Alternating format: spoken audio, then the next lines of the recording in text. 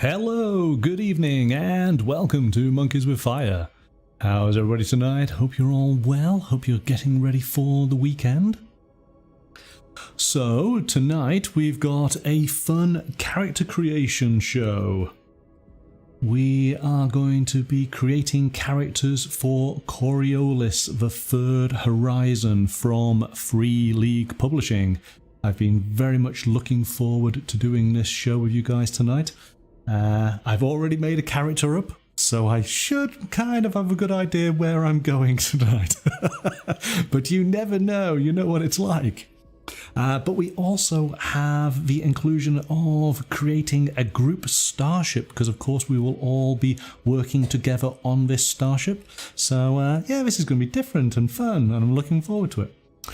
Mystical, are you all set and ready?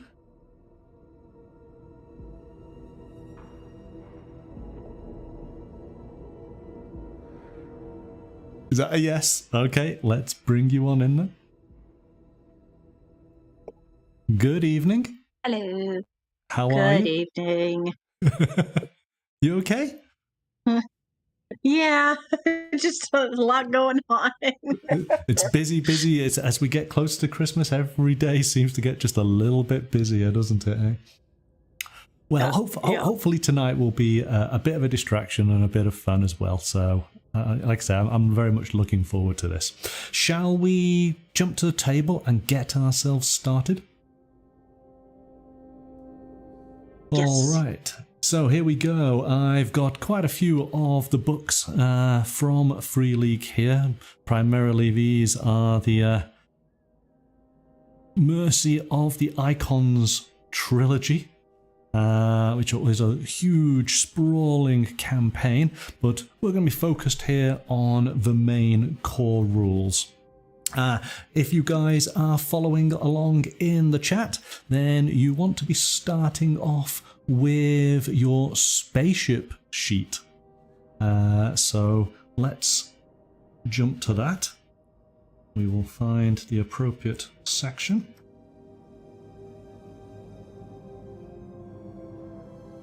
And we can get ourselves started. Okay, here we go. So, chapter 2. I'm just going to place that just there. Okay. So, basically what happens is before we even get started creating a character, we've got to create our group. And then we will actually create our spaceship and then come back to our character. It kind of makes sense going that way. So this is where we all have a little bit of input, and I'm just going to give you the overview for us to sort of decide what type of group we are going to form. Now, of course, think of all the classic sci-fi shows and movies that you've watched. You can probably get a bit of an idea of which group you might favour. So here we go. There are basically 5 groups: agents, mercenaries, free traders, pilgrims, and explorers. So let's give you a little bit of an idea. The free traders group are ideal for groups of smugglers, or bulk haulers, or couriers. The mercenaries are good for corsairs or rebels or tactical teams. The explorers are good for being prospectors or colonists or correspondents, reporting the news maybe. Pilgrims, they are good for, well, they put them down as space nomads, travelling circuses, and then travelling workers, hands, for people who just take on jobs in different systems. And then agents. Agents might be detectives for hire, or assassins, or judicators. So some form of law enforcement. Alright, so those are the 5 groups. So Mystical, which group jumps out at you straight away? And I bet I know. Go ahead, let's see. But it's going to be free traders, isn't it? Because you're going to go heavy on the Firefly influence here, yeah? Am I right? Yep. Yeah, Yep. I thought so. Roga, I don't know if you're joining in. Do you have a preference on the type of group we might want to be? I mean, when I created my character, I went for a free trader. So maybe we try something different, because that might change things up a little bit. Maybe we don't go for the Firefly Han Solo-esque style. Like I say, we've got mercenaries, explorers, agents, and pilgrims. It's an interesting selection.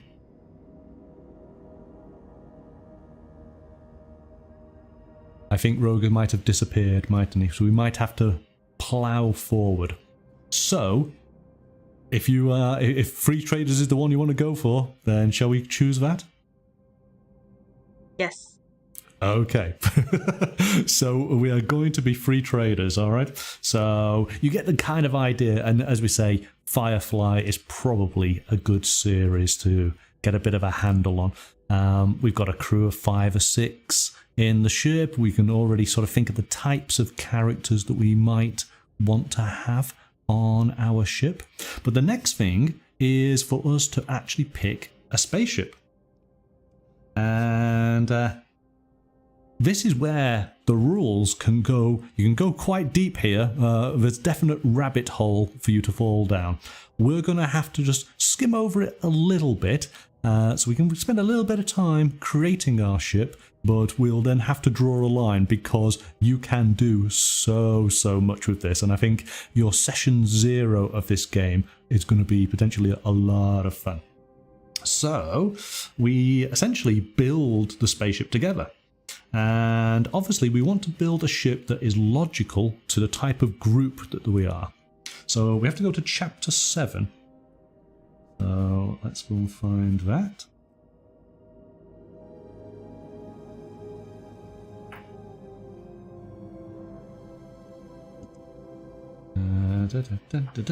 Here we go, chapter 7.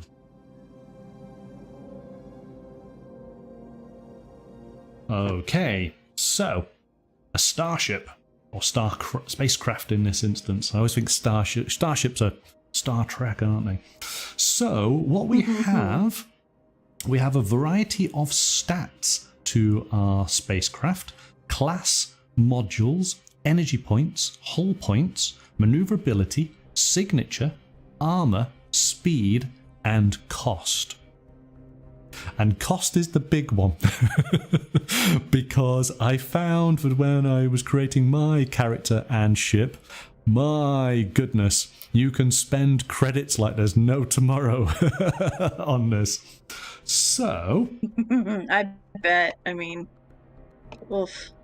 Yes. This is the fun of it. It really is. If you've played any of the video games, specifically the one I'm thinking of is Elite Dangerous, where you get to get a ship and then you go trading maybe, and you buy some get some credits, and then of course you can spend those credits on upgrades to your ship, or then you buy a new ship and then you got to go and upgrade that.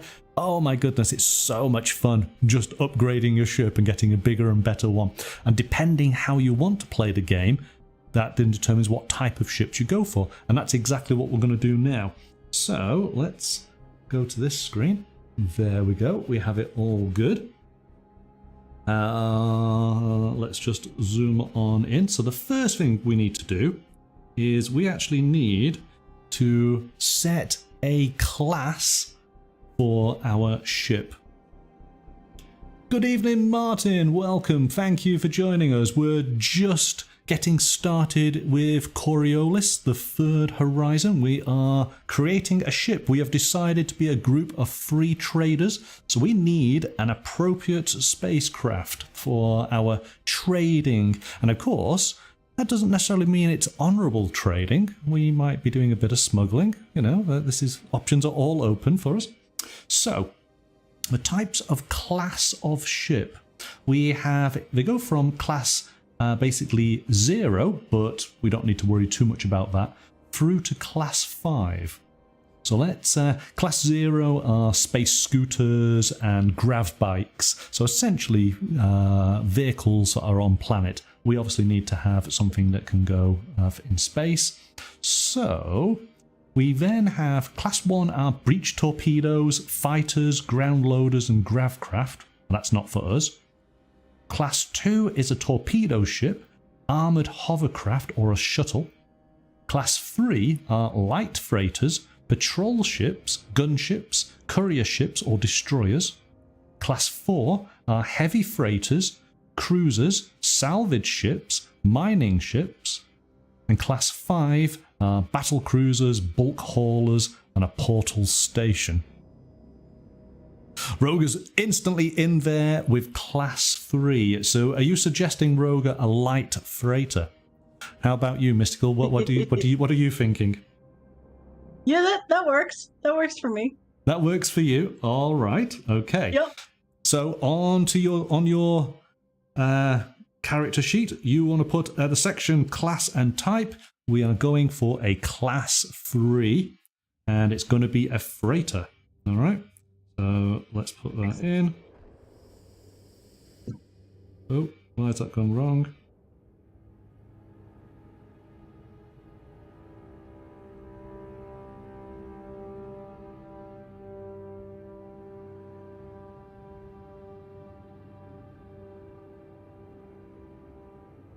Okay, it is the most awful writing, but there we go. Let's get rid of that, do that. So we have our freighter. Next. So we have to decide, we've got its class, but we need to have its origins, its shipyard. And depending on what type of shipyard it came from, this will determine some of the freighter's base sort of stats. All right. And there are, just looking, 1, 2, 3, 4, 5. There are 6 shipyards in the core game for us to choose from. And of course, there's cosmetic elements to these, but we're going to mainly look at the actual statistical sides because we want a good ship, don't we? So then, here we go. Definitely. Again, I am going to ruin all of these names. Be prepared. So here we go. You ruin a name? Never. Never. I don't know what you're talking about. Okay, so we have, I'm going to call it the Chelebs. The Chelebs Mirror, which are beautiful, lean and fast ships, +1 to their maneuverability, but +1 to their signature, and +5% to their base price. You're going to have to keep an eye on these percentages that get added to the cost of our spaceship. All right. Oh dear. Oh yes, big oh dears. I'll have a calculator. I've got a pen and paper because there's going to be some math to be done on this. The Harima, the Monolith. These are fast ships designed for pursuit or courier missions. They are luxurious. They have +1 EPs but -1 HPs, and again a +5% to the base price. We have, oh gosh, here we go. Kamuruk, the Zelos, which are pariah ships, antimatter propulsion. It unlocks the feature of antimatter rockets. No price increase unless you pick this feature. Okay. Okay. The Darkos from the Kua asteroid belt. They are practical, armed freighters with a +1 hit point, but -2 to armor, +5% to the base price. So that's the first one that actually talks about being a freighter. And I guess you can get ships, obviously, from these different shipyards, but this is, I guess, is what their preferred ship design. Yeah. The Halguria. So this is in between the Coriolis and Kua. So these are actually the planets where these shipyards are. It's a cheap freighter of low quality, but they also do bulk haulers. So it's -1 to maneuverability, but a plus class extra module and a -5 to the base price. So these are actually, you know, this is a proper hunk of junk, yeah? And then the Daharab at Sadal B. Freighters and battleships with illegal armaments. -1 to extra modules, but a plus class module reserved for weapons, and a plus 5% to base price. Alright, so we've got a bit of a selection there. Hello, your evil twin. I didn't realise I had one. A pariah ship sounds like a ship that everybody hates or is afraid of.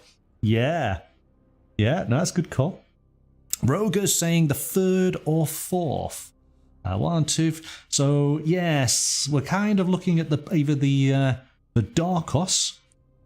So from the shipyard Darkos, the armed freighter, or from the shipyard Halgaria, but they are the cheap ones. So we might want to spend a little bit of coin and get a decent ship. Remember, this is going to be our home. What do we think? See, I wanna go for. I don't want to cheap out. Okay, so what are you thinking? Oh man, fastest hunk of junk in the. Okay, yeah, I'm with you, I'm with you, Roger. I gotta do it. I gotta do it. Well, I think we can afford to go for the Darkos. So it's a practical armed freighter with +1 HP but -2 to armor.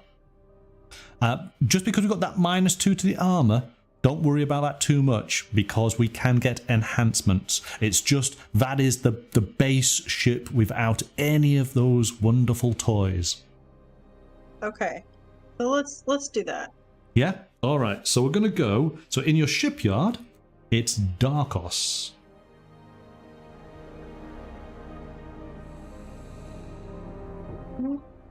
Alright, now, what we want to do is it is +1 to our hull points. So I'm going to put it in there as a little note. I found, in fact, that's probably, I can see it, but nobody else can. Let's get rid of that. And let's just put a +1 in there. There's a lot of little math that you put on this sheet and then total it all up at the end. Make things easy. Alright, so we got +1 there, and in fact, where's the cost? There we go. In debt, you want to put +5%. And there, we will have lots of percentages being added up on this.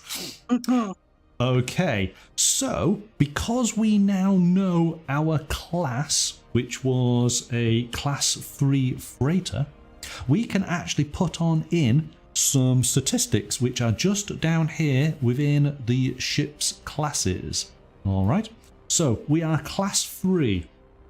So maneuver, we have 0. So let's just put maneuverability 0 for the time being. We have modules 10. So down in this module section, put a 10 down at the bottom. So this is all the add-ons that we are able to enhance our ship with. Our EP, our energy points, start at 5. Okay. And our hull points start at 6. So remember, we had a +1 in there, but now we just have a straight 6. So it's going to be 7 ultimately, isn't it? Our signature is 0. Our armor is 5. And our speed is 2.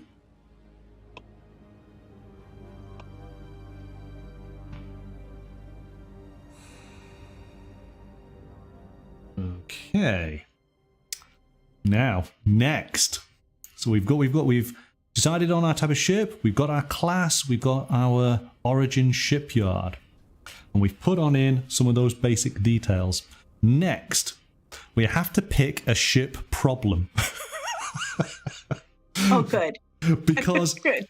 every ship requires a problem. I thought this was a brilliant little addition. And is there a chart for rolling this on? Or have I gone past it? No. I guess we get to pick this. We probably could. You could have done a roll table on it, I guess. We got 1, 2, 3, 4, 5, 6. Now, seven problems. All right. So let's take a look. What do we have? We could have faulty thrusters. So our thrusters are just a little bit unreliable, especially when under stress. The icons are the gods of the Coriolis universe, and they just so happen to have cursed our ship. And this could mean that when we do a portal jump, we may not come out where we expect. I think of an old cartoon I used to watch when I was a kid. It was a futuristic version of the sort of Tales of Ulysses. And this was Ulysses 31, where he roamed the galaxy trying to get home, but every time he jumped, he would go somewhere else because the gods, he had angered the gods. So we could have a curse. We could have unreliable sensors, which give us poor quality readouts. We could have a worn out ship computer. That means that our piloting roles suffer somewhat. We could have a slow accelerator. So our grav projector accelerator is slow and unresponsive. So when the problem is activated, moving the ship in combat costs 1 extra EP. So we are a bit of a hunk of junk in that instance. But not the fastest in the galaxy. We have an obvious signature. So this is when other ships are trying to do sensors to detect us. They can see us, they know where we are. And we could have an eccentric ship intelligence, where the ship has a personality. That's gonna get us in trouble. And talks back. That's gonna get us in trouble. I like that one. Are we in some kind of agreement, chat? Would you like to have a wacky computer on board? The computer speaks different language. Yeah, it could do. Now, it does say it requires the feature ship intelligence, so we would have to add that, but that is fine. So when the problem is activated, the intelligence will refuse to perform a specific task and instead begin to protest loudly over the ship's intercom. The effect lasts during a combat encounter or for several hours. Holly from Red Dwarf. I love that so much. Yes, I like it. Shall we go for... We can call our computer Holly if we wanted to. Let's do that. So let's do that. So in problem, we need to put eccentric ship intelligence. So not much room to write on in this, but we'll give it a go.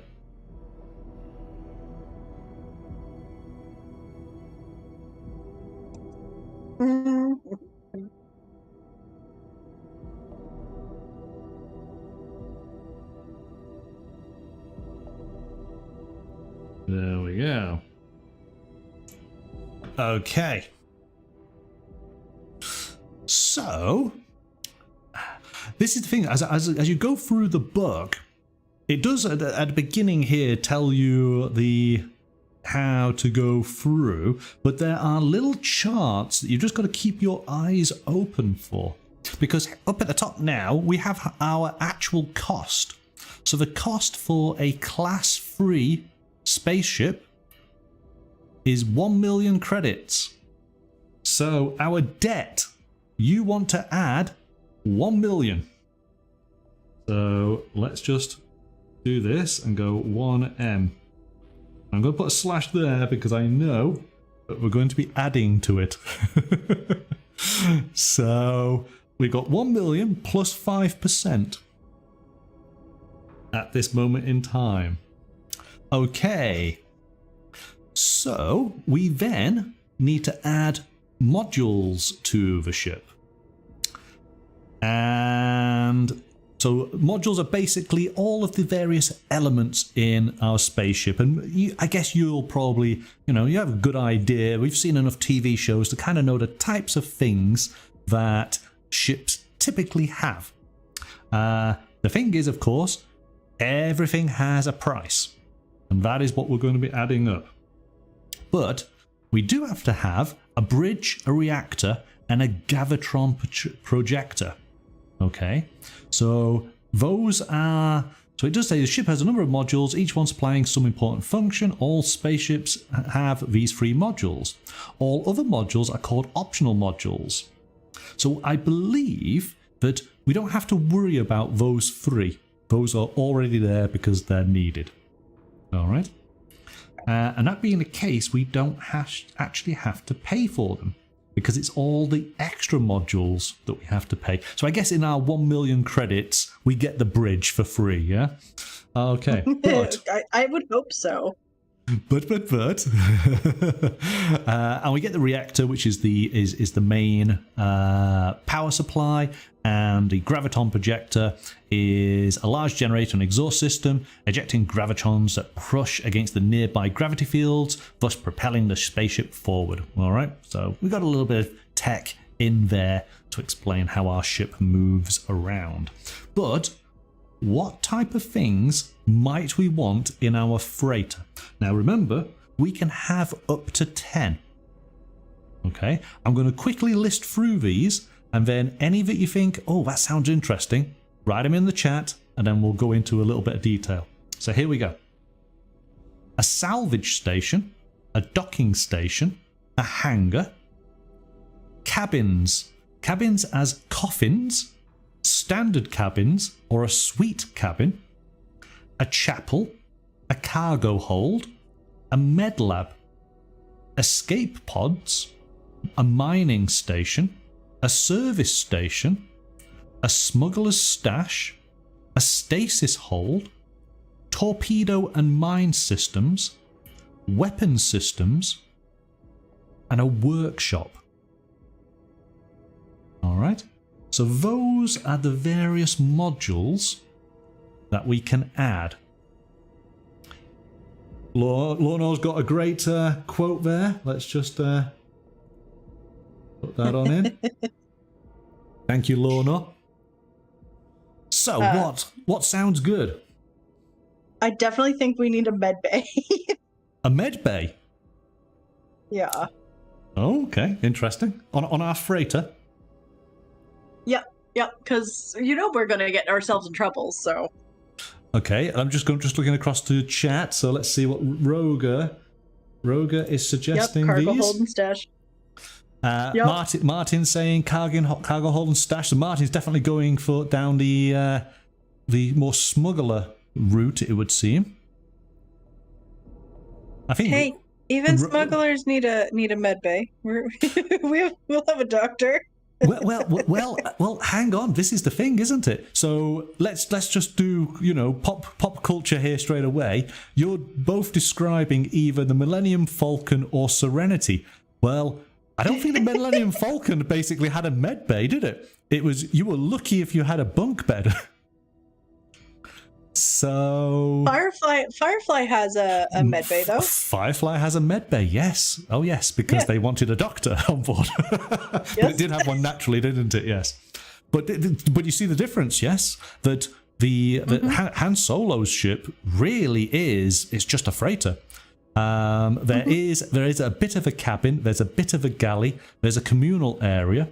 Everything else is cargo areas that you don't actually get to see in the movies. Whereas Firefly does actually have better amenities. The Serenity is actually a nicer ship. Martin saying, I am a Firefly fan, so that's it. Okay, so... Yep. So, what do you want me to give you some info on these things, or are we happy going with... What are we saying? Are we saying... So we need a cabin, don't we? We need... Yeah. Do we need some sort of cargo hold? We need a smuggler stash?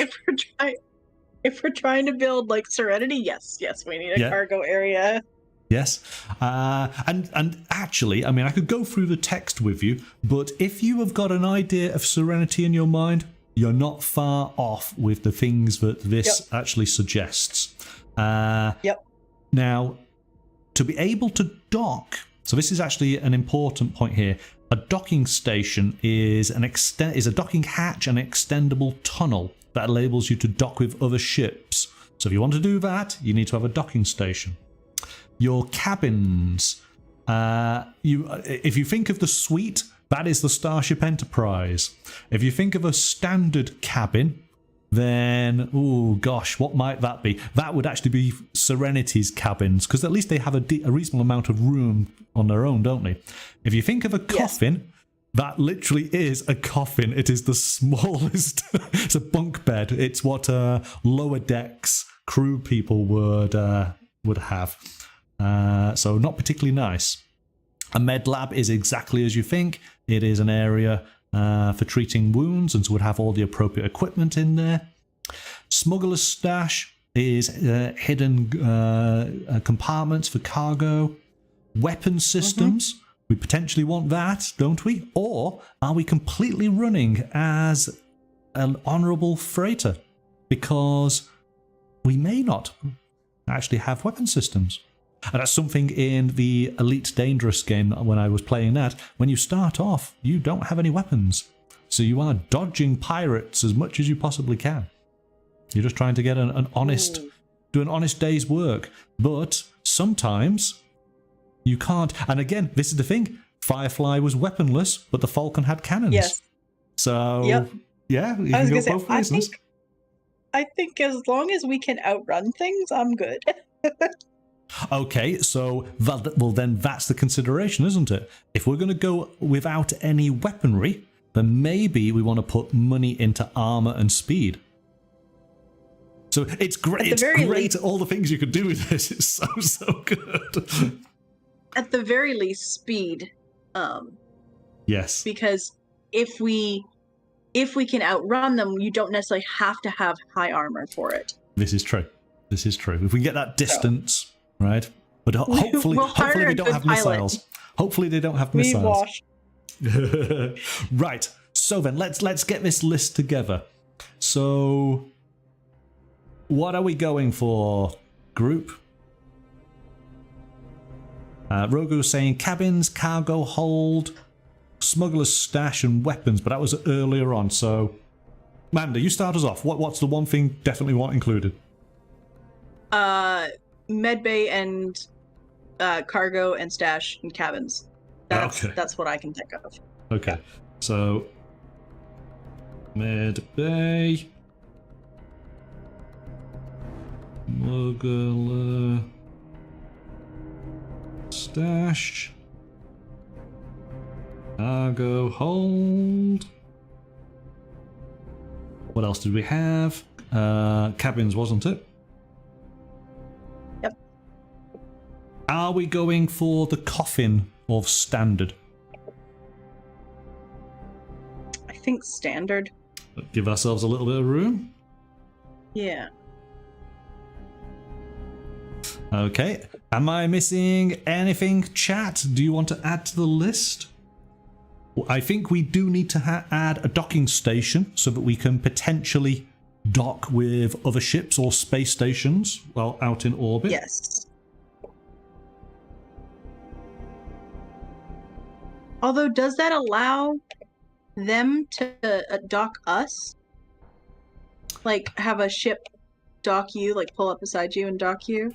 Yes, because it's the means to be able to pass between two. But if it was a pirate, yeah, then they would just clamp you and probably just, arc weld a hole into the side of your hull, wouldn't they? So I mean, that's fair.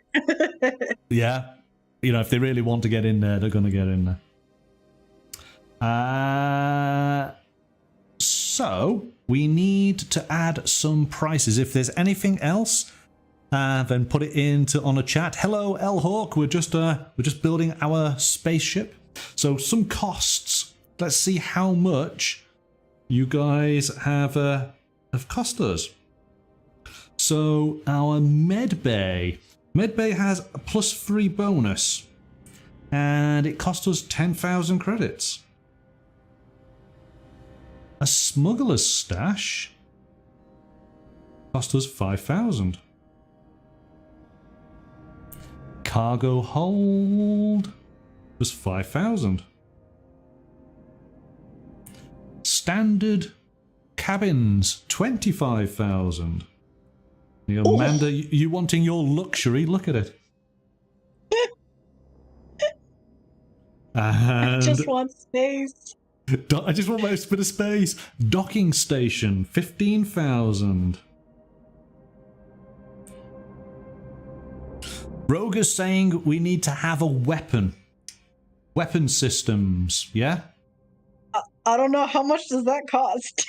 Well, weapon systems vary. It depends on what type of weapon we go for. All right. So let's put that in, because we need to put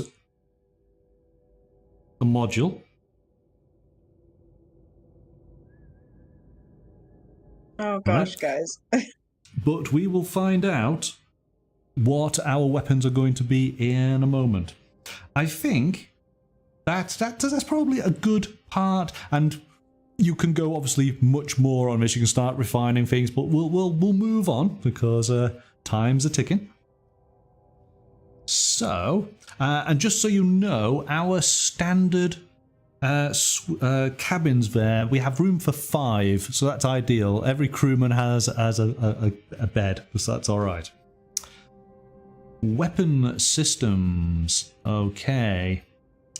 Now, there is a variety of weapons that we can go for. Here we go. We're bringing out the big guns.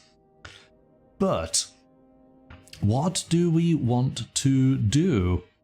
Now, how about the affordably priced guns? Well, if it's okay with you, then I would suggest that we go for an ion cannon. Okay, an ion cannon costs 7,500, and it's a good place to start. This inflicts both system and hull damage. Yeah. Oh, actually, no. Sorry, I was looking at the wrong one. 40,000. 40,000. 40,000 for an ion cannon. Roger's saying an ion cannon is great. Okay, there we go. So down at the bottom. No. So we got the weapon systems. So we need ion cannon. 40,000. 40,000. So ion cannon, where is it? It's a +1 bonus. Its range. Oh, sorry. Damage is 1. Critical is 2. Range is medium. And as I say, it does damage to system and hull.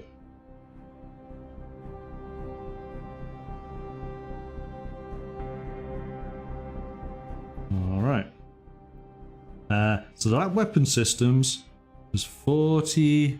Was 40,000, wasn't it? Ion cannon? Yeah, 40,000. Okay. Now then. Let's go back to the list. So we picked our modules. We now need to pick 3 features. 3 features. Okay. And again, this is quite funny because these features, they are a percentage increase to the price of your ship. So we got a 5% increase on our 1 million. We're going to increase our percentages here. So here we go. I'm going to go through the list relatively quickly. Put into the chat what you think we might need. Remember, we are a light freighter that has a little bit of armor, of weapon system, but you know, not that much. So here we go. We could have ablative armor, advanced countermeasures, an advanced targeting computer, advanced torpedoes, advanced weapon systems, an advanced workshop, antimatter rockets, an arboretum, atmospheric entry. We could be a blessed ship. We could have bonus modules so we can buy more. We could have ED fields. We can have an ejector, which is an escape pod on the bridge. We can have external cargo. We can have heavy armor. We can have a library database. We can have precise thrusters, a reactor burst, a research computer, a robust hull, a salvage unit, sensitive sensors, ship intelligence. So we do need one of that for our ship. We need to have ship system. Ship intelligence, yeah. We need to have stealth technology, supercharged reactor, super sensors, a trauma lab, tuned accelerator, and a turbo projector. So, in the features, we automatically know that we need to have a ship intelligence.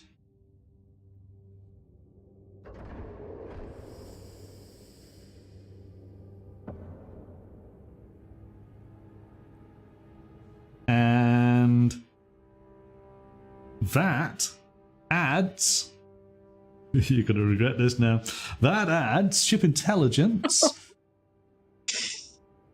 adds 30% to our cost. Yes. So you need to put that at the top. But when it's working, we have a versatile AI. All attribute scores are 1, relevant skill levels 3. So let's just see what that says. Ship. So the ship's main computer is very capable and verbal. It can perform any function on the ship with a 1 in the attribute and a 3 in the skill relevant for that function. It can perform only 1 function at a time, cannot replace more than 1. So this basically gives us a bonus in all of our skill tests. It's as if we're getting aid from the actual ship whenever we are doing tests. But it can be a little bit temperamental. So yeah, it doesn't like being told what to do. yes, has its own ideas on how to go about doing things. Roger is suggesting increased speed feature and a little armor. So we could only have 2 other things. Definitely increased speed. Yes. Where's that? Speed. So,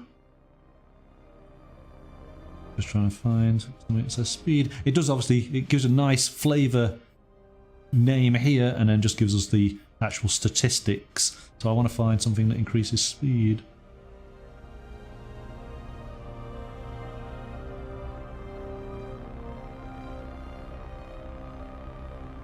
So turbo projector gives +1 to maneuverability and speed.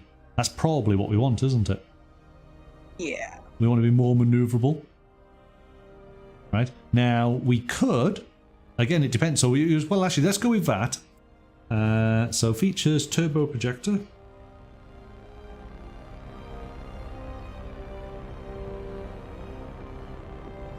All right. That's an additional 20%. And Roger was suggesting some more armor. Now, here we go. Now, remember, we have... our armor was 5, wasn't it? But didn't we have a minus? Was it a minus on our armor? Let me just double check. No, there's no minus to our armor. None whatsoever. Nope, none. It was it was +1 to our hull points, but -2 to armor. So we got to remember that. So that's a -2 just there. That. You don't remember that one. That's it. Roger remembers. Roger. So how do we use this now to nullify that. So ablative armor reduces damage by 3 for 1 attack only. So if a shot came in and it was successful, then you would get rid of 3 points of damage straight away. But if a second shot comes on in, hard luck. So that's good as far as getting rid of damage instantly. Let's just look here where something says armor. With Armor our rating. ship, if it gets damaged, it's just going to be sassy at us. Yes, it's going to get very annoyed. Here we go. Heavy armor. Your armor rating increases by 1, but your maneuverability goes down by 1. And we just got our turbo projector, gave us a +1 to our maneuverability and a +1 to our speed, didn't it? So we need to put +1 there, +1 there.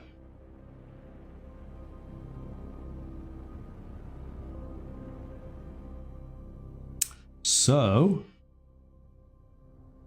what do we want to do? Do we want to consider maybe the ablative armor? Do we want to maybe not worry too much about the armor and maybe put more into our speed and maneuverability? So, for example, we could go for antimatter rockets would give us a +2 to maneuverability. So we could make our maneuverability 3. We could be dodging all of these shots that are coming in. Yeah, I think we kind of have to do one or the other. And I think if we look at speed, we don't necessarily have to have the increased armor because we can get out of the way, right? Yeah, because again, if you take on the heavier armor, you're getting rid of the speed that you've just added, aren't you? Yeah. Is everyone in agreement? Should we go for that? So it is antimatter rockets, which is a +2 to maneuverability. So maneuverability is another +2, and we have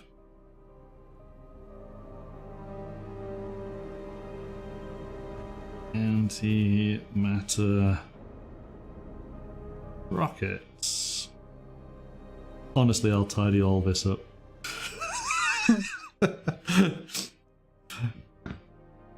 Technology is supposed to make my writing cleaner and nicer. not highlight it for how bad it is and make it even worse. So, but antimatter rockets, cost us an additional 20%. Oh, this hurts. Yeah, whoever said a spaceship was cheap? Okay. Can't I just win it in a poker game? It would have been so much easier, wouldn't it? Now, I think that pretty much brings us to the end. Modify the ship's game stats according to the modules and features we chose. So this is where we could go on in and tidy things up a little bit. So let's do this. Let's go on to that. So we have for our maneuverability, effectively we have 3. So get rid of that. Put in a 3. For our speed, we had a +1. So we've got 3 again.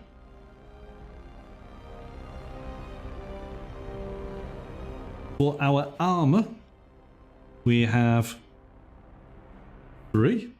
All looking very much the same, isn't it? Our signature is 0. Our hull points are 7.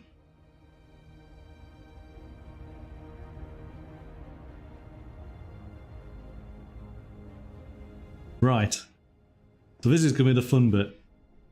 Let me get a calculator. Oh.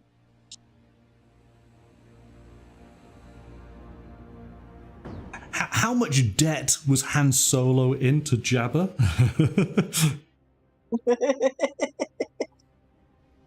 So we have 1 million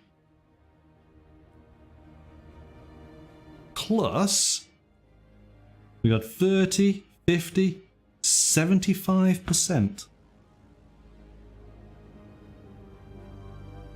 So that's a cool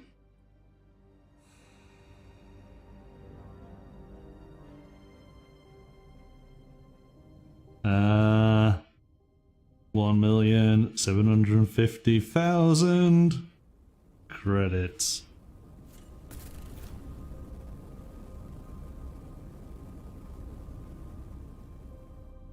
So that's a reasonable starting point. That's how much we as a group owe. And we'll find out who we owe that to in due course. That should be it as far as our ship is concerned. Just double check, make sure I've got everything.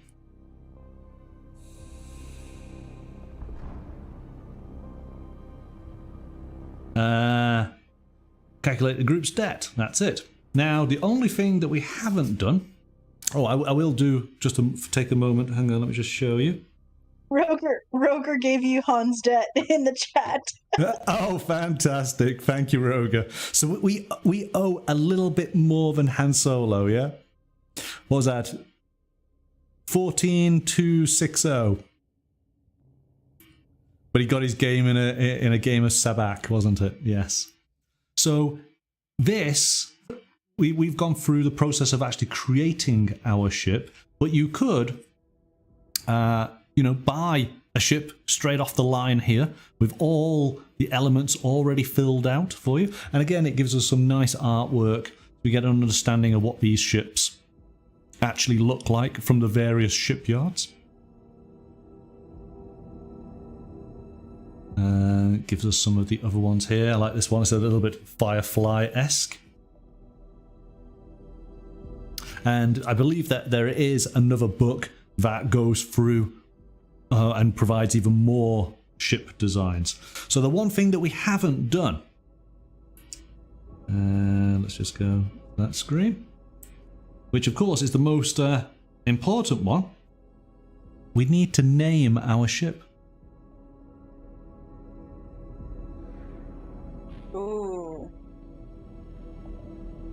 What are some names, chat? What do you think? So, yeah. Now you got. I gave my ship a name that I created because I was trying to Outrunner. I like that. See, I know that Roger's a big Star Wars fan. He's doing a bit of a Star Wars deep cut there. Nice one. I went for the Kidar, if I'm saying that correctly. Qadir, which is Marvel. So that's what I went for. But do we want to go for the Outrunner? Is that what we're going for? I'm good with that. That works for me. Yeah. Yeah. Outrunner. Go on then. Let's go for the Outrunner. I think it kind of says what we'll be doing. Right. Maybe it'll deter people from messing with us. Yeah. We're not going to be able to catch them anyways. Just leave them. All right. So there we go. We have made our spaceship. All right. And yeah, pretty much that's it. Now, you will see in the central part of the character sheet, or the starship, or spaceship sheet, sorry, get it right, there is sections here for the various crew components: captain, pilot, sensor operator, gunner, and engineer. Once we've created our characters, we're going to fill those in. So part of your character creation, as much as your character is their own unique person, but you want to be thinking what position they are going to take, and maybe that's going to influence some of your design of your character. Maybe it's not. I know who. I know who mine is, and I know what position she falls in on the ship. Okay, all right.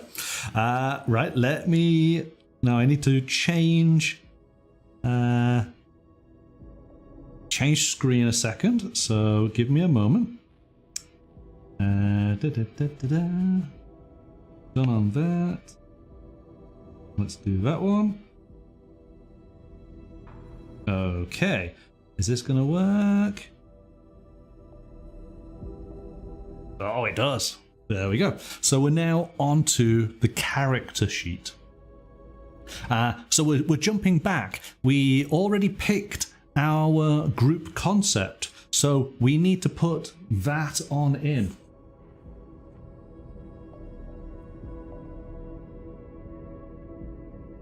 Our group concept was the free traders, wasn't it? Yes.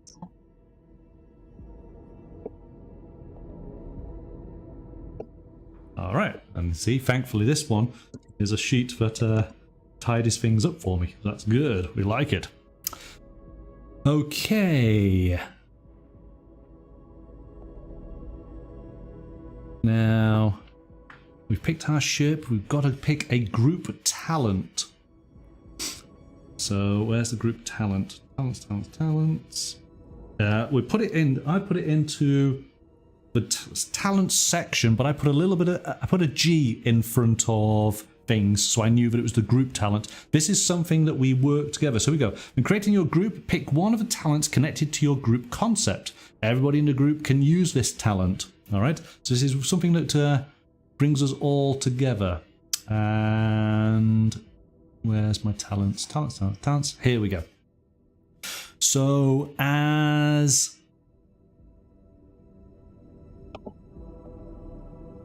we're going for free traders.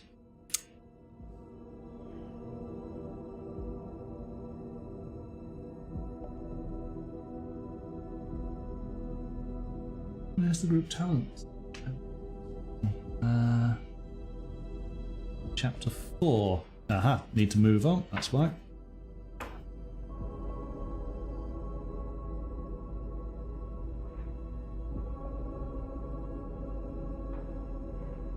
No, next one. There's a little bit of jumping back and to with this, I find. Though, of course, with the PDF, you can just quickly flick, which is quite easy. So, what we want to do is we need to pick a group talent that is suitable for our group. We were free traders, so we have 3 possible talents that all of us can use. And here we go. A nose for beer. Beer. B-I-R-R. It's the credits. It's the name of the currency in this world. So when trading, you get +2 to your manipulation. 1 use per session for the whole group. The other one is everything is for sale. You have a knack for finding the most corrupt public servants, toll officers or guards, and always get a +2 to manipulation when you're bribing someone. Or quickest route. Ooh. You find the quickest route. Travel takes half the amount of time, or 1 encounter along the way may be ignored. So, what are we good at? Are we able to get +2 when we are trading? Are we able to get on our manipulation? Can we get +2 when we are bribing? Or are we always going to be the fastest ship in the galaxy? But that is only for safe travel. We just know really, really good hyperspace lanes. I think either bribery or safe travels. Okay. Chat, what do you think? If you have any suggestions? Where do you think we should go?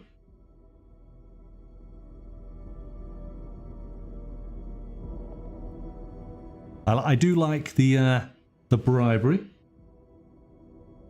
And I think that might be useful. Definitely when we are on a station or on system somewhere. Maybe it might help us get some information. Or get out of trouble.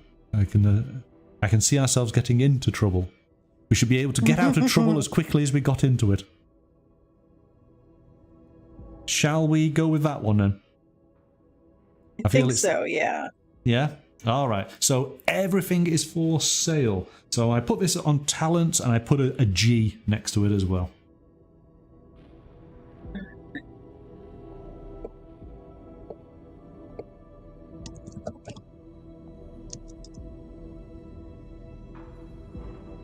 And then we'll put a G. There we go. So we know that is the group talent. All right, so we jump back.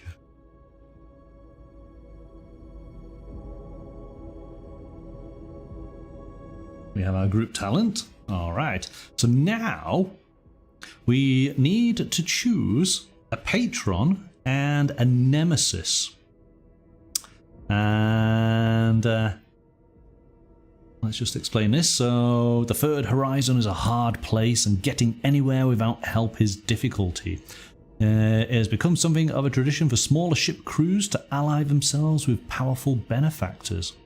So as a group, we pick a patron from our concept group below. And we also need to pick an enemy, a nemesis, somebody who may turn up and spoil the fun for us. All right, somebody that we might have double-crossed, or somebody that we beat them to a contract before they were able to. I wouldn't say it's not Reavers, Roger. Still staying with the Firefly. I'm thinking of. Is it Mr. What's his name? It's the guy who's in the space station who basically ends up getting Mal and Wash. They basically were doing a job for him. The job fell through, and he decided to take his money out in a pound of flesh. So that's the type of nemesis. Yeah, not Badger. Badger was his kind of agent, wasn't he? Oh well, Badger sent them to get the medicine. Yeah. Oh no, that was the one you're talking about. Badger. They wanted to trade with Badger, and he wouldn't take it because they were marked. Is it Mishka? It sounds like an Eastern European kind of name. I'm saying it wrong, of course, but you know the person, you know the scene, yeah? So that's our nemesis. Yeah. It's somebody that we've crossed. Maybe we didn't mean to cause issue, but they don't like us, and if we run into them, we've got to be able to handle ourselves, yeah? But we also do have, right, a patron, somebody who's looking out for us, somebody who's on our side. So we do have a selection here, and I'm just going to we'll deal with their names later. I'll just give you the overview of what their character's like, and you can decide. The good thing about this is you can decide either way, whether it's the patron or whether it's the nemesis. So this is a shady peddler from one of the systems who makes sure that the flow of spices and drugs and weapons continues. That's Badger. It could be whoever you want it to be, because again, that could be a positive or a negative, can't it? They could be a merchant specializing in technological artifacts, operating out of the Ozone Plaza on Coriolis, Coriolis being the principal space station. They could be an antiques dealer from the Monolith, specializing in trade in artifacts and archaeological findings. Or they could be an agent of the consortium-owned corporation, running bulk haulers all over the horizon. So we do have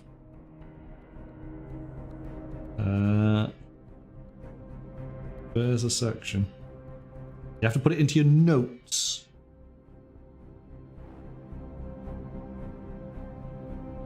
Oh.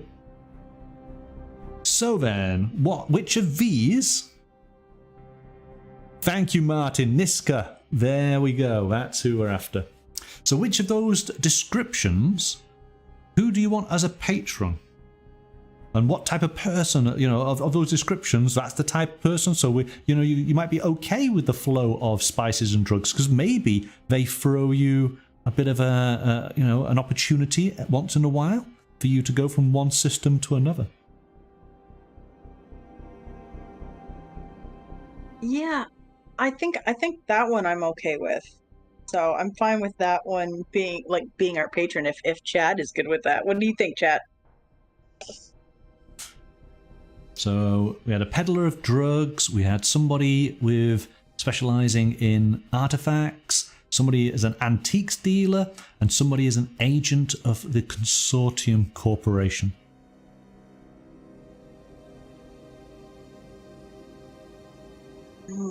Rogue is saying good for it. So we're going to go with...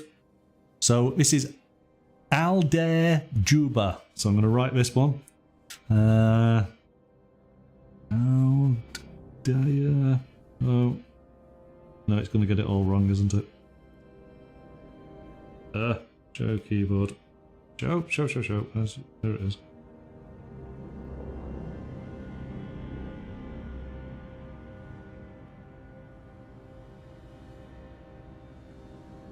A-L-D-A-I-R Juba I-A-L. And we're just drugs. He's into drugs. Spice and drugs. And drugs. That'll do. Alright. Then... Oh.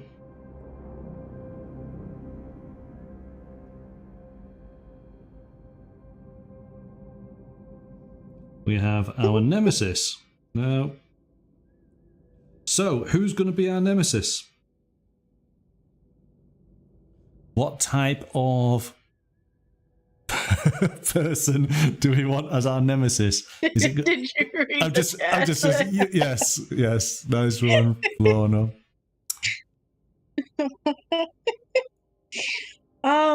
It's festive drugs.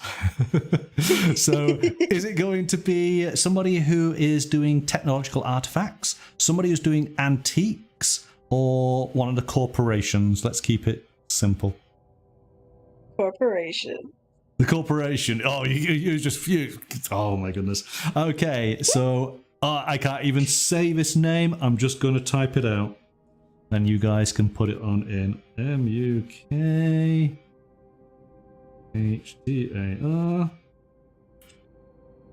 SAWALL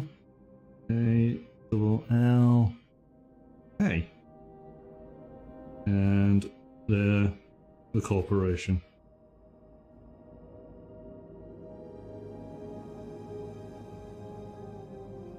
Okay.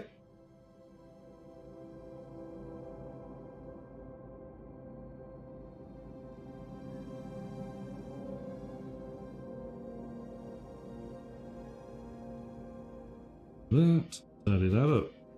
Yeah, awesome. Right, so we have our patron and we have our nemesis. So we know that we need to dodge that corp as they're flying around, but if we want to do a bit of a spice run every now and again, hey, good times. Okay. So we've got our those are the facts regarding our group. Now we get to actually creating our character as a whole. And go away keyboard. Oh no, don't want to do that. Hang on a sec. Going wrong.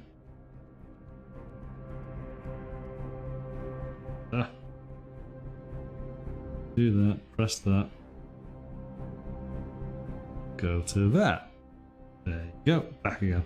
Right, so what do we have to do? We have to choose a background, choose a concept, determine our reputation score, choose a name, choose an appearance, distribute attribute points, distribute hit points and mind points, distribute skill levels, choose a talent, randomly determine our icon, which is the gods, and an icon talent, choose a personal problem, choose our relationship to other PCs, choose some gear, and choose our crew position. Thank you, Lorna. Yes. So this might all seem very, very familiar. It should be, because this is an adaptation of the Mutant Year Zero engine that we have experienced in all the other Free League games, which is really, really handy. So let's go through this. we have various home systems.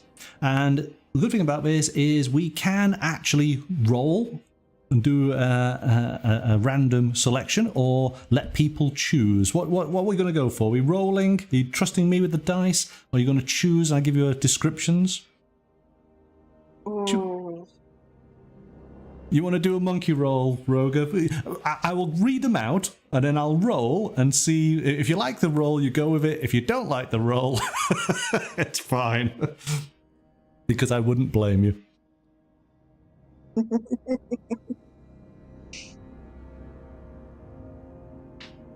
Yeah, let's do it. Let's live dangerously, eh? Okay, so give myself a little space here. So I'm going to go through. These are the different home systems. Again, I am going to get all of these names incorrect. But here we go. So Algol is a planet of rebels ruined by heavy industry and under draconian consortium rule. Mira is the cradle of first-come culture, filled with temples, churches, and cloister palaces. Kua is the center of the horizon, home to the space station Coriolis. Dabran is a barren desert with ravines, oasis gardens, and domed palaces. And Zalos is deeply devoted to the icon Vamata, which is an incantation of the judge, locked in constant civil war with the heathens. All right. Roll on a 6. You can pick any system from the map. So it's just a random one, but we'll give it a go, see what we get. Give ourselves a little bit of room. A bit better. Yeah. All right, here we go. That's a 1. Algol, planet of rebels, ruined by heavy industry and under draconian consortium rule. There you go, Roger. That's your roll. You're from a planet of rebels. Do you want me to roll for you, Mystical? Oh yeah, let's do it. Let's do it. All right, here we go. You get a 2. Mira, the cradle of the first-come culture, filled with temples, churches, and palaces. That's interesting. Oh. Okay. Let's see what I get. I got a 1 as well, so that's no good. Let's try something different. I get a 3. Kua, the center of the horizon, home to the space station Coriolis. I'm going to go with Kua. I'm okay with that. So this is your home system. This is your background. So put that in here. Kua. Okay.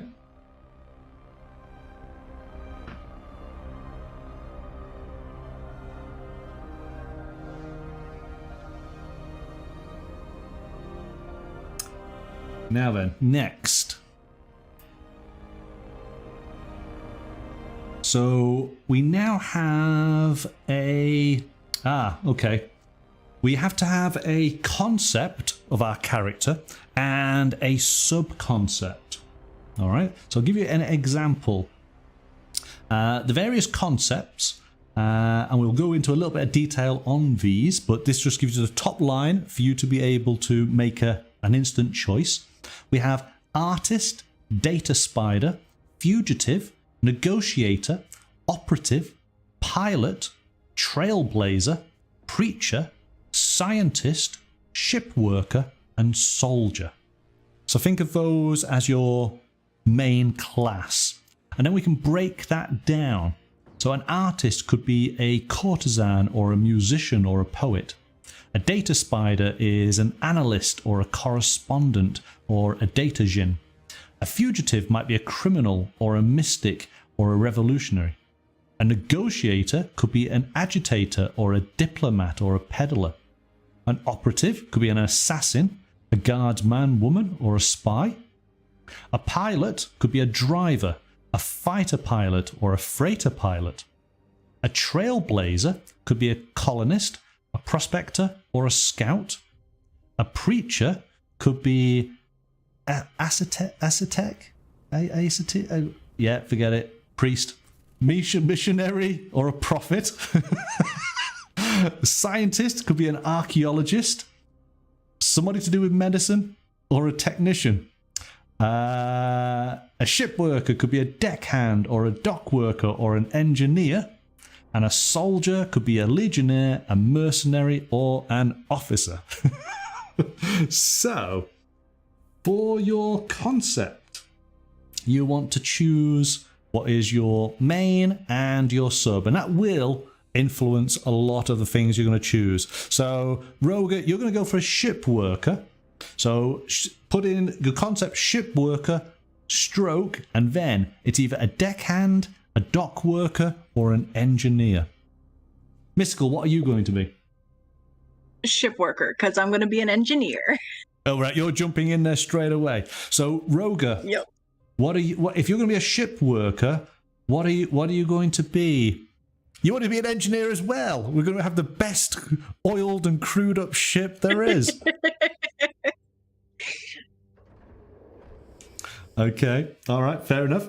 I am going to be a trailblazer, and I'm going to be a scout. I think that might help us on our journeys. So, trailblazer, scout. All right, there we go. So, Rogi, you're saying you might be a pilot then? Yeah, I think Mystical's definitely building Kaylee. So, Roger, you want to be pilot / and potentially freighter pilot. Because that then, obviously helps us because we need a pilot for our freighter. This is where, I guess, when you're as a group, you definitely want to be working together so that you build your character. So we've all got somebody in appropriate roles, yeah?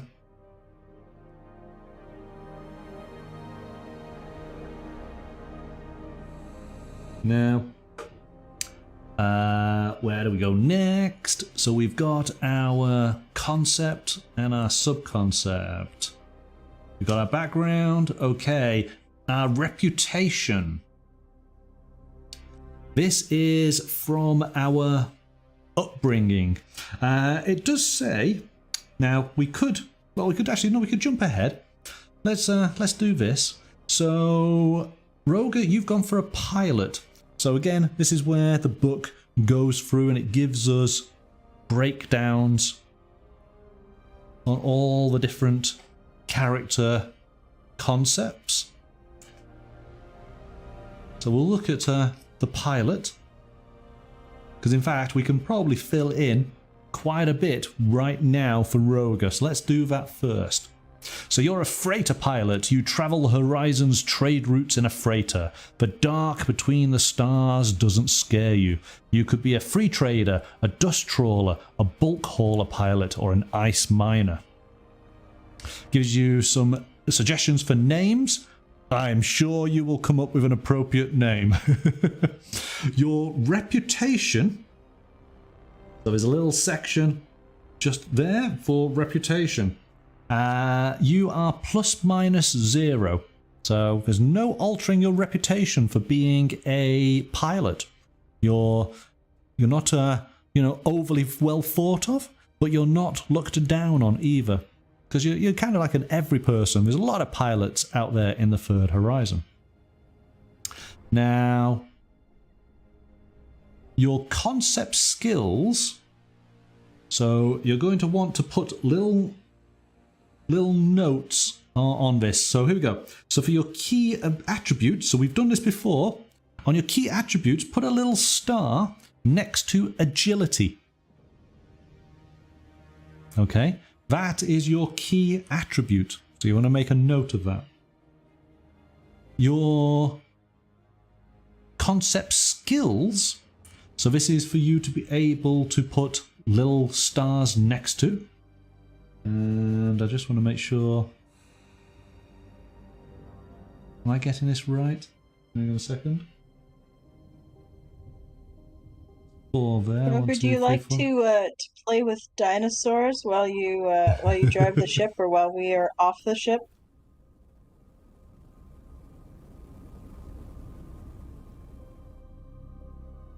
I'm just going to double check to make sure I'm getting this right.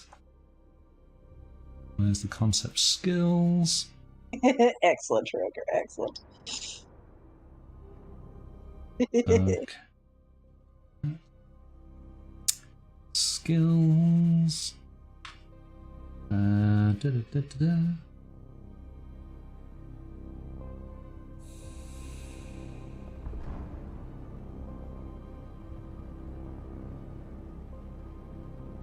And so,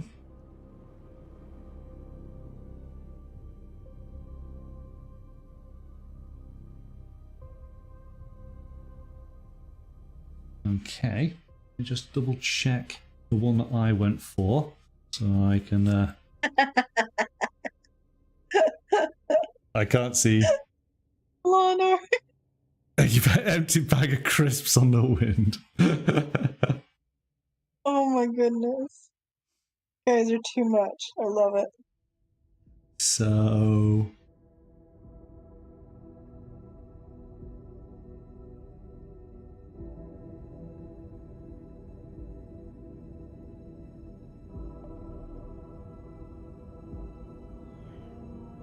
Ah, I see. I think I've got it. Infiltration, yeah. Observation. Where's ranged combat? Yep, okay, I understand what I gotta do. So, here we go. So, Roger. You've made a note against your agility for your key attribute. For your skills, it's a similar situation. You want to put a little star next to your data gin, force, pilot, and technology. Okay. These are basically just little prompts to remind us when you're allocating the points that these are your key skills. These are things that you're really good at. You get a bit of a bonus in. All right.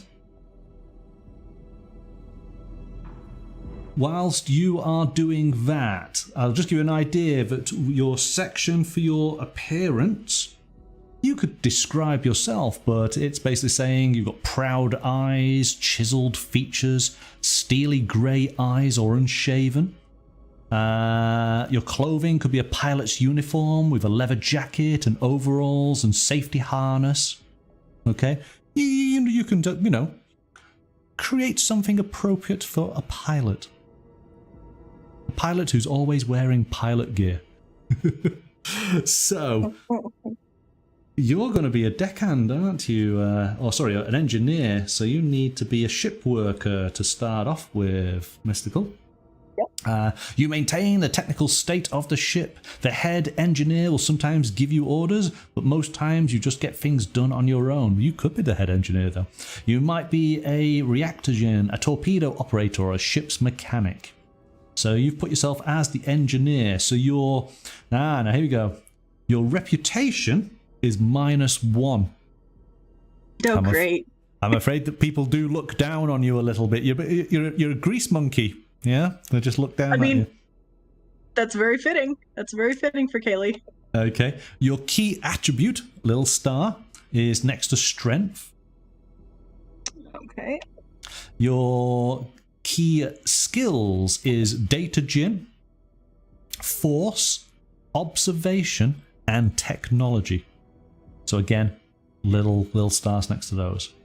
You can jot in some details on your appearance. So your face is tired eyes, sweaty face, lank hair, pursed lips.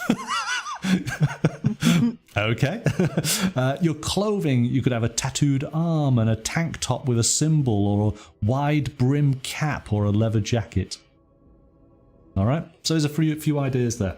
So while you're filling that out, I'll go to the Trailblazer. So going for being a scout. So you are a self-reliant lone wolf, but you offer your services to others if they keep the talking to a minimum. You could be a Legionnaire scout, a big game hunter, an agent for the colonial agency, or even a cat burglar. Alright, so my reputation is ±0. I've got nothing affecting my reputation, which is helpful. My key attribute is wits. So we'll just put a little star just there. My key skills is infiltration and ranged combat.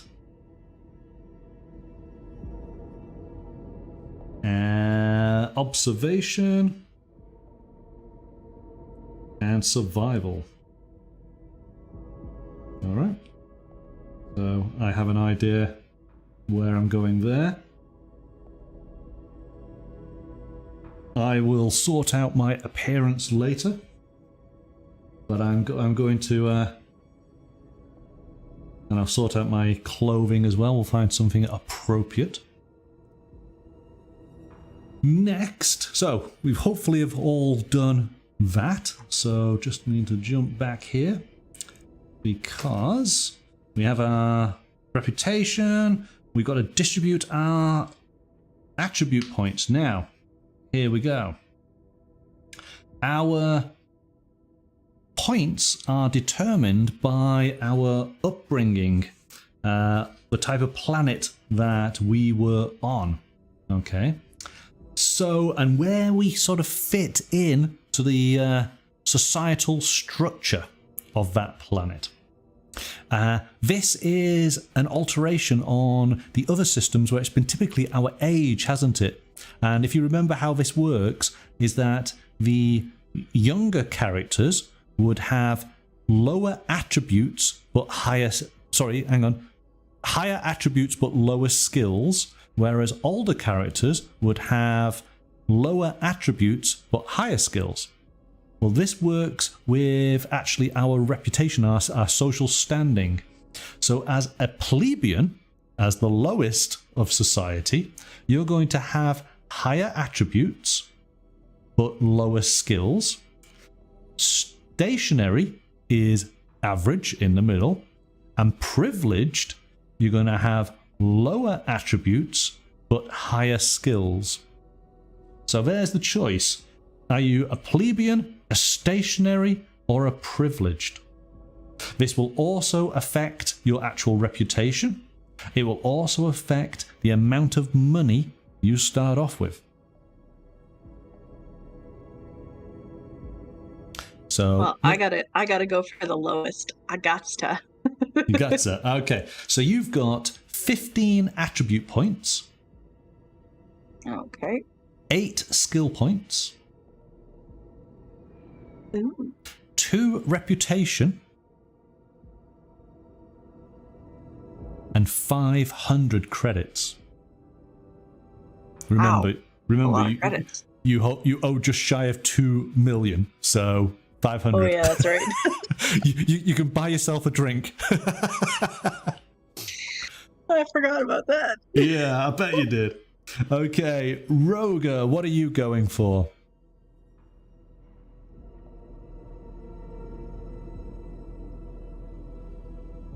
Are you going for the lowest, the middle, or the highest?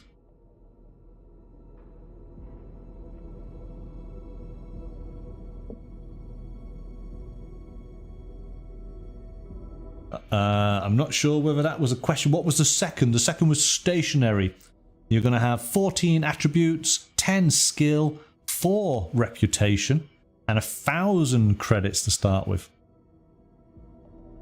I'll put mine in because I know what I went with. I went with privileged. So I did 13 attributes, 12 skill, a reputation of 6, and I started with 5,000 credits. So I'm going to put my reputation in. And there is a small section right at the back of the page, maybe your second page, for your starting credits. And I'm going to put 5,000 in there.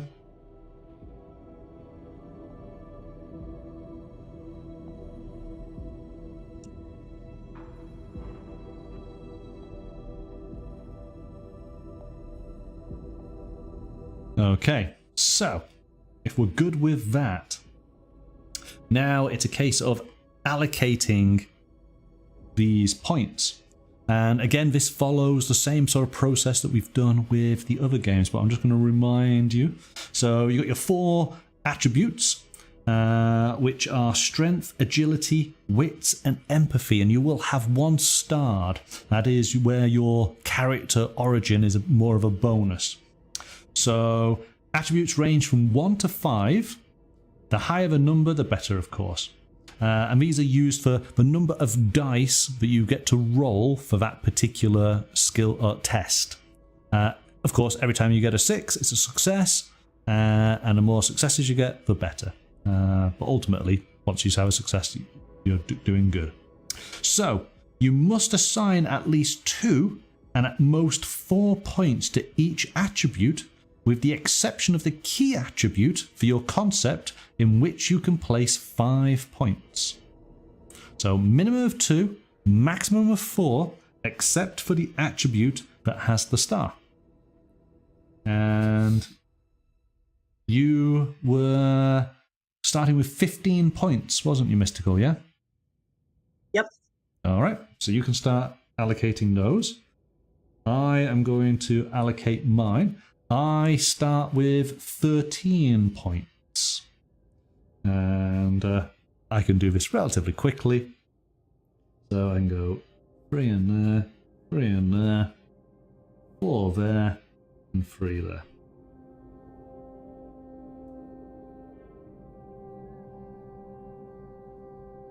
Okay. But as I say, you could have potentially put 5 into your key attribute. All right. Tell me when you're done. We'll move on to the next one. Oh, I'm done. I'm done. Oh, well, you're done. You jumped ahead. All right. Okay, that's cool. Right. No, it's all good. It's all good. So, just to give you an idea on skill levels. So, if you put a 1 of a skill no, sorry, not this is skill levels, isn't it? Okay. So, we're doing a similar thing now for skills. Oh, hang on. I need to do hit points and mind points. Jumping ahead. So you have your hit points and your mind points. And in fact, now that we've just put those attributes in, you can work these out really quickly. So hit points is your strength and agility joined together. And your mind points are your wits and your empathy. So just put those on in. Cool. Hit down that.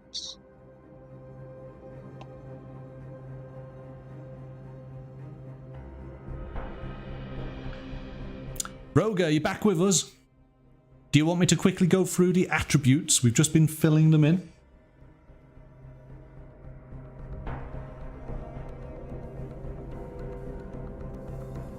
Yeah? Alright, let's just quickly do this. So you just need to make a choice. Do you want high attributes, low skills, or low attributes, high skills? If you remember how the game works, this uses the Year Zero engine, so it's very similar to Tales from the Loop and Mutant Year Zero. You're going to go for high. Okay, so you've got 13 points in your attributes, 12 skills, 6 reputation, and 5,000 credits. Your credits can be found at the back of the sheet under tiny items. Put your 5,000 in just there. Okay. As for your attributes, you've got 13 points. You're the same as me. So you can allocate these in the 4 areas. Minimum of 2, maximum of 4, except for the attribute that you starred, which you can put a 5 in.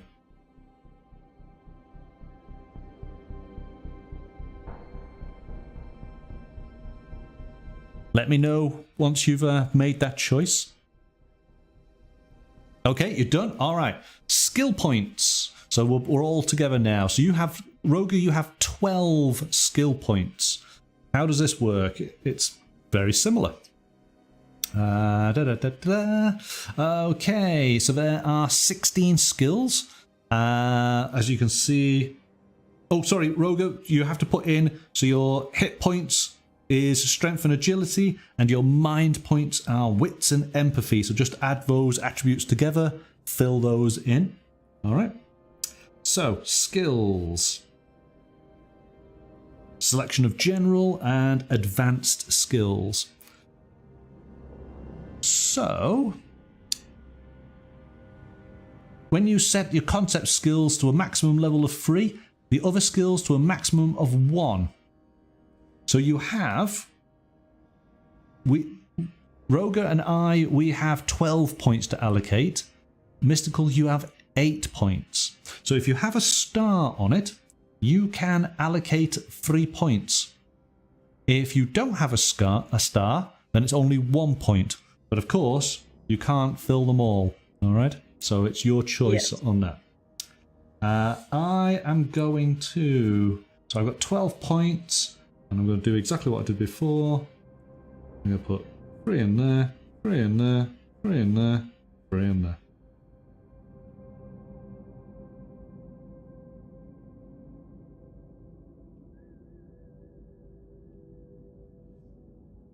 Basically, I'm taking advantage of my character's origin.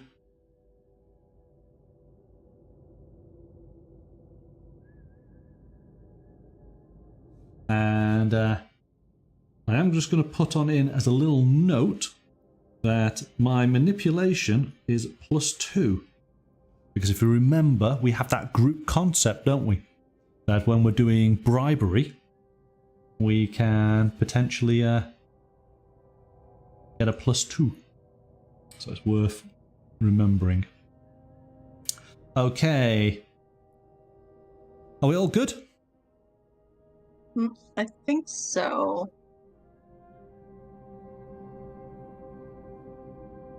What was my... I think I missed one of my things. I think you, when my skills were there, you listed 3 for me, but I only heard 2, I think.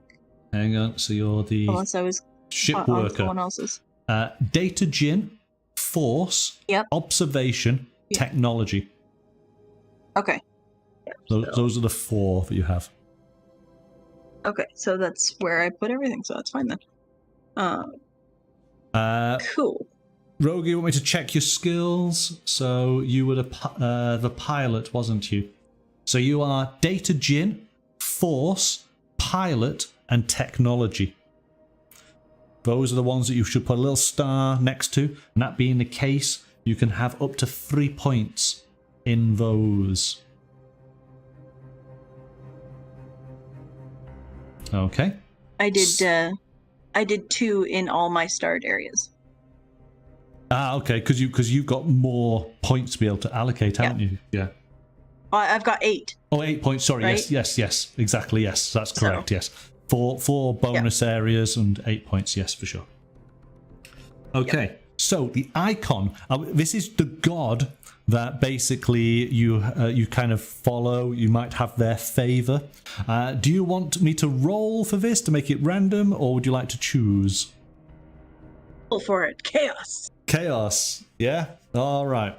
So we are going to go. It's a D66 on this. So red is going to be the 10s, whites will be the units. All right. Here we go. Mystical, you're first. That's a 41. You follow. You follow the god, the deckhand. So put that in to your icon, and we will find out what the deckhand, how they bless you in a moment. Roga. That's perfect. That is perfect. Roga, you are 24. You follow the gambler. As a pilot, do we want a pilot who follows a gambling god? Not sure about that. Okay. So put he's fine. Let's see what I have. Oh, 41. Oh, we've done that. Let's do that again. We want something different. Or just reverse it and make it 14. Oh, well, let me see what my roll is, and if it's lousy, we'll go for that one. 52. 52, the messenger. Okay, well, let's have a look then. So we've got to look at some gods now. The Lady of Tears. So here we go. On their way towards the justice of the judge, the dead are accompanied by the Lady of Tears. She also consoles the living. The Lady of Tears is a woman dressed in white, the colour of mourning, with traces of tears still on her cheeks. Okay. The deckhand. The icon is usually portrayed as a tired boy holding a broom. The deckhand can bless homes and ships if they are well kept and the right offerings have been made. That does sound good for you. The gambler. For the adventurous, the gambler is the perfect fit. This icon is often pictured as a little girl stretching her hand towards the beholder, her eyes urging you to take a risk, to roll the dice. That's all kinds of bad news. That's nope. Don't trust the children. It's not good at all, is it? Okay, we need to find out some more detail. The other one, I got 52, didn't I? So it was the messenger. Was it the messenger? 52? Yeah, messenger. Fleet-footed messenger brings news, prayers and omens to wherever the faithful might be. The messenger is portrayed as a pale boy with a stern face and flaming eyes. Okay, there's fire involved. I like it. Chapter 10. Oh God, no! More children. Chapter 10. So we got to look at the gods. Chapter 10. Oh, there we go. Now, where is the bonuses? It's gonna have to be here, isn't it? So here we go. These are the icons, and there is a bonus. Oh, I know where it is. Sorry, going the wrong place. It's in talents.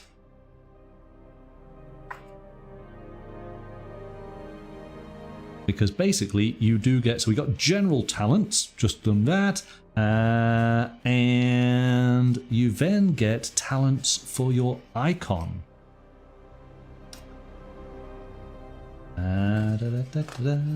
Nope, back of it. See, this is where having the PDF is so much easier. Okay, so the Lady of Tears talent, you get back up after being broken by damage or stress and immediately restored by 1 HP or MP. So that's an interesting one. But let's keep going. The Gambler's talent. So this is what you add. So in your talents, this is what you're going to do. You are incredibly lucky and you choose an automatic critical success on a skill test of your choice. It counts as if you had rolled 3 6s. If it's an advanced skill, you need a level of at least 1 in that skill to activate the talent. So you need to put on in Roger, under your talents, Gambler, and then just put in brackets an I because this is the talent of the icon. The Deckhand's talent. If your ship drops to 0 hull points or energy points, you can restore D6 points of either kind instantly. This requires no action from you. It is the icons intervening on your behalf. So Mystical, you put in Deckhand and then put an I to indicate. But I think I'm going to go for the Messenger's talent. You can make somebody obey you through careful words and actions without having to test manipulation. You can use it on both NPCs and PCs. Your wish must be reasonable, and you cannot, for example, force an NPC to act completely against their own interests. I'm going to go with that one, because that sounds good. So it's the Messenger.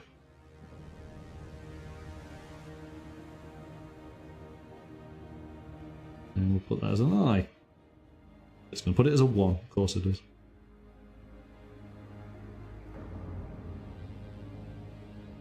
Alright, so there we go. That's our talent just there. We're nearly done. We're running out of time. I think we might just get our character done, and we would have to do the equipment another day. So, see, again, that's the thing, you see, you don't want to rush these things because, you know, making your character is a lot of fun, but you can spend a lot of time doing it. So we're going to focus more on the actual characters and not necessarily what they're carrying, yeah? So, getting close to the end though, we have to, so you have to put on into your icon, which I think you guys have already done, the messenger. There we go, done. We have a personal problem. Now, this is something that you can pick from a bit of a choice.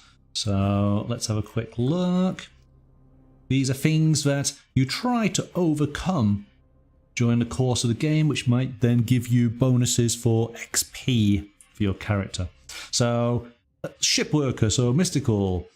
You can choose from this list or use your own imagination. So you have a short fuse and are prone to fits of rage. This often gets you in trouble.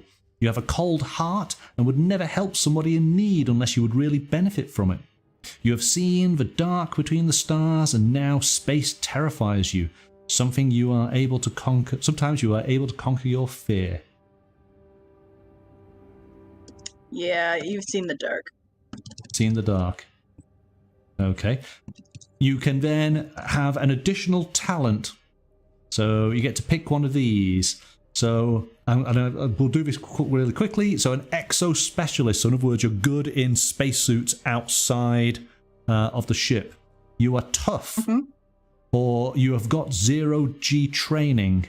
So exo specialist is you're good in. Exo specialist is you're good with loaders. Think of Ripley with her heavy lift loader, yeah? But 0G training is being outside of the ship. Alright, pick one of those, put that into your talent. We're going to go to the pilot. So, Roger, your personal problem. You're saying gambling. Let's find out. You are reckless and take stupid risks with yourself and your ship, even when it isn't necessary.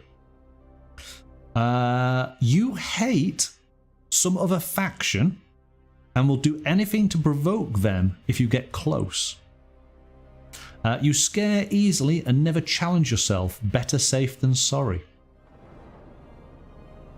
Now, you were privileged as far as your background. So we could say that basically you don't like lower class people. There's a bit of prejudice towards the lower class. You like to provoke them.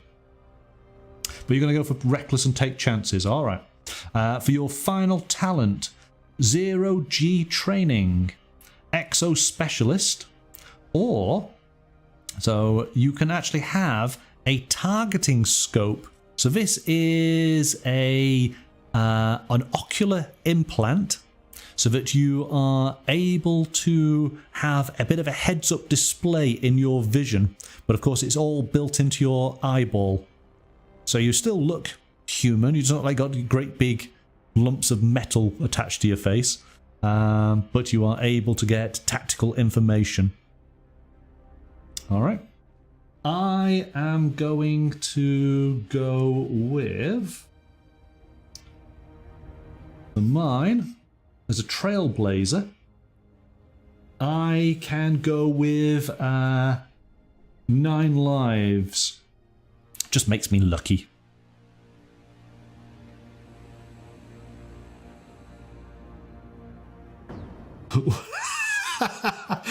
Whereas, actually, this is the better talent. Wine lives. Woohoo!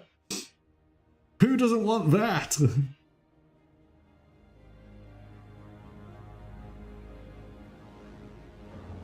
Alright, so there's my talent. What is my problem?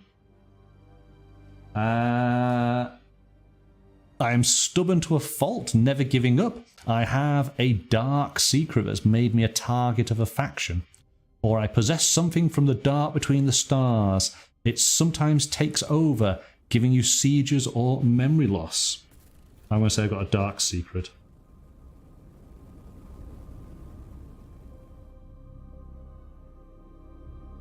It's a darn secret. I'll go with that. I think my computer is has got its own personality and it's putting its own things in. Okay, so the final bit. You need to put a name in for your character. Something original that's never been used before. No, her name's Kaylee. Oh gosh. U-E-J-U-B-A. It's even there, it's not J-U-B-A.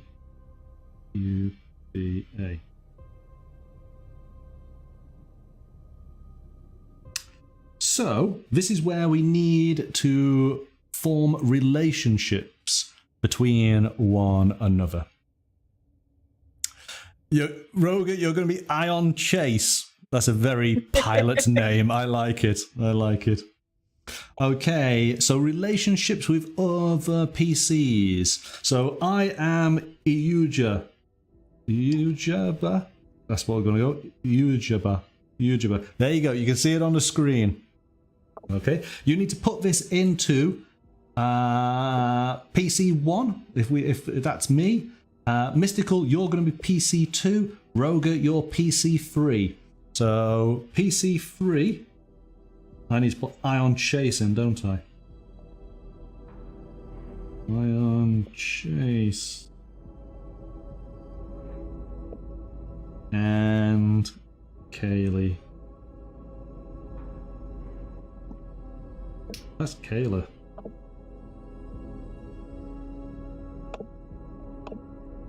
So, I will do you guys first because this is the relationship you have with the other characters. So these are your choices, okay, Mystical, for Kaylee. Okay. So these are statements, but you then allocate it to one of the other crew members. So this person treats you like a Scavara. So I'm thinking they treat you like... they treat you badly. This person plots to hurt your best friend. You must find out how. This person is your closest friend and you can talk about anything with each other. This person is someone you would follow into death if needed. Or you can make something else up. Roger as the pilot. So similar process. You add this statement to the person's name. This person thinks you are a rickshaw driver and this annoys you. This person can take a 0G roll without throwing up. Impressive. This person's a good friend, someone you trust. This person thinks she is the captain of this boat and you know that's far from the truth.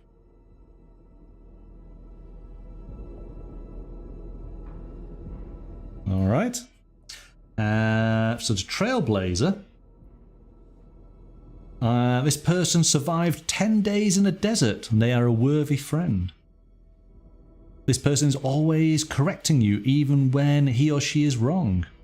This person won't stop talking. One day you'll have to do something about that. This person always looks so gloomy. What's eating him or her? So I'm going to put Ion Chase won't stop talking.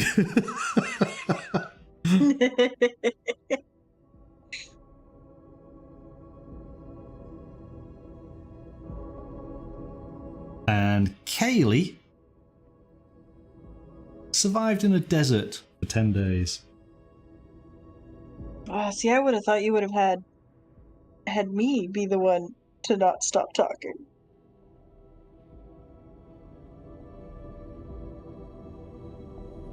Well, I'm making Kaylee slightly different.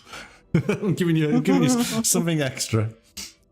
I as as sort of, maybe slightly timid that she looks, but I reckon she's hard as nails. Okay. You guys... Yujuma thinks... Well, Yujuma's actually a lady. So she's a captain. I said that she was out to hurt my friend, and that our captain was someone I would follow into death. Okay. Right. All right. Well, that's interesting. Oh, has my personal problem disappeared? Or was it found? There it is. It's still in that. It's a darn secret, isn't it? Right.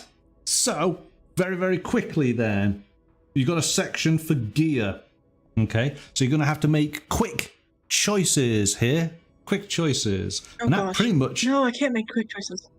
finishes us off. So we'll do Roga first because him not being online. Roga, I'm going to have to do this quickly. You've got a choice. It's one or the other. Okay. You'll put these into your gear. So you can choose either a set of tools or a talisman that increases your pilot skill by +1. You can either have some exo armor, like a space marine, or you can have a hand jet. So it's basically something that would propel you while you're in space. It's like a little motorized jet. I think you picked the targeting scope, so the alternative is taking a communicator. You can have an accelerator pistol or a stun weapon, and you can be wearing a flight suit or exquisite clothing. So you got 5 pieces of gear. You just have to pick one of each, one of the alternates. All right. We'll possibly come back to you, Roger, on that, because you might have picked a few of them up. Deckhand. There we go. Okay, so here we go. Mystical. You can have a set of tools or a vacuum sealer. You can have a power glove or an environmental scanner. I don't know what these are, so you can either have Arash or Tabac. Is Tabac tobacco, maybe? And then is Arash some kind of other thing? Interesting. You can have an exo loader or an exo shell. You could have some hyper rope or a Dura knife.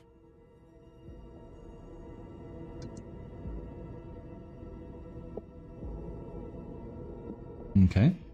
Roga, you've gone for the talisman, so that's +1 for your pilot. You've gone for the hand jet. You've gone for the communicator. So you need to choose then. You've got your exquisite clothing. So the only thing you need to do is choose whether you're going to have an accelerator pistol or a stun weapon. Accelerator pistol is basically like a conventional ballistic handgun. So you're going to go for stun. Okay, so just put down in your weapons stun weapon. Are you okay with yours, Mystical? Yes, set of tools, power glove, Arash, exo loader, and the Dura knife. Excellent. So I'm gonna go with mine. I can have a communicator, so let's just zoom on in.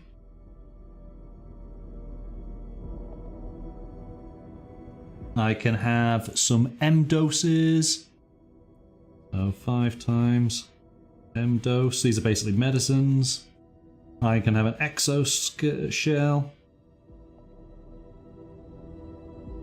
And I'm having an environment scanner.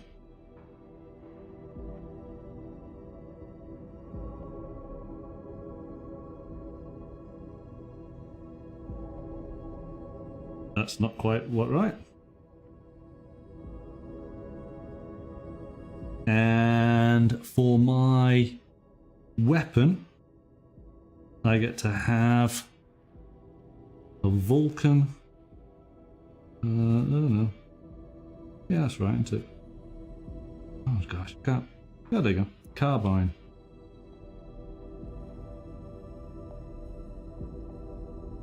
And just because I've got the details here, I can put these in. 0, 3, 2. No. That's a 3. 2. That's an S. And that's auto. It's worth 2,000. You never know if you need to sell it. Right, there you go. That is pretty much it. Let's just double check. We could spend more time going through all of the accessories and extra gear that you are able to purchase. Remember, down to the amount of money that your character actually had. Rogie is saying, well, okay, I'll do it quickly. So let's get to the gear. Where's the gear?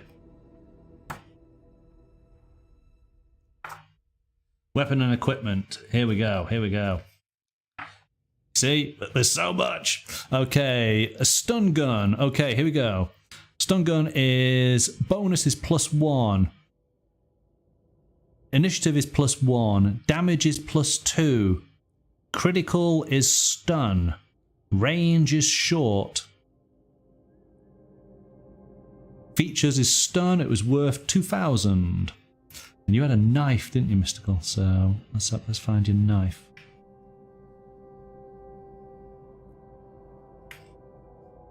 Knife. So you could spend time purchasing all these things. Was it a Jura knife, wasn't it? Ah, there we go. Jura knife. There we go. Bonus is 0. Initiative is +1. Damage is 2. Critical is 1. Range is close. That's worth 500. All my credits. Well, remember that you have that, so you don't have to spend the credits. Yeah, it's just if you sold it, then you'd get a bit more, wouldn't you? I would double my credits. you'd be doing good. So the final bit then is for us to decide who's going into what position on our ship. We had. I'm just going to go with my sheets that I have here. We have 5 positions: captain, pilot, sensor operator, gunner, and engineer. I think we all pretty much fall into our preferred areas, don't we? Yes. Certainly engineer and pilot automatically drop on in. And so I guess I would be left as the captain. Which kind of fits the narrative that Roger has created. So there we go. That is creating characters and Starship in Coriolis. Very quickly. We probably could have spent a little bit longer on it, but I guess that's the beauty. You do kind of get lost in these things, don't you? Yeah. So if you guys want to tidy up your sheets and add them into the Discord, then and get yourself some artwork, maybe even try and get some artwork for the ship. I've not quite been able to manage to do that myself, so maybe somebody can visualize what our ship looks like. That might be quite something. So there we go then. I think that pretty much brings us to an end. I hope you enjoyed it. I did. I thought it was fun, yeah. Yeah, and what I like about this is this feels like the sort of natural progression of the Year Zero engine as far as our home. So if you think about it, in Tales from the Loop, we just wrote a little bit of text, didn't we? We just agreed on, and then in Vasson, we had a mansion that we could actually have little elements that build up. But in this, we've got a whole starship that we've spent time actually creating. So it feels as if, for each game we've gone a further step and our residence has become an actual character now as in part of the game as along with ourselves, hasn't it? Mm-hmm. So I've really enjoyed that. In our Vaesen game, our headquarters is very much a character in itself. It's haunted.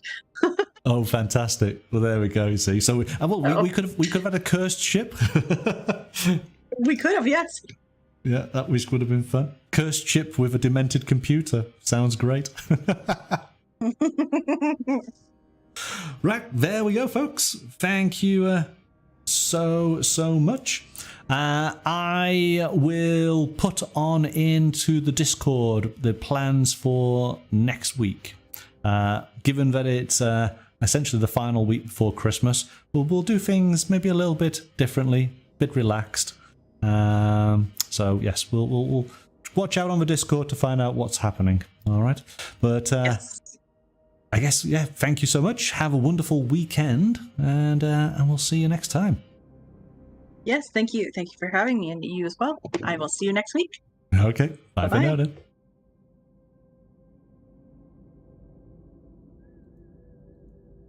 So there we go. Thanks to Amanda for joining on tonight's character creation for Coriolis, the Third Horizon from Free League Publishing. I hope you enjoyed that.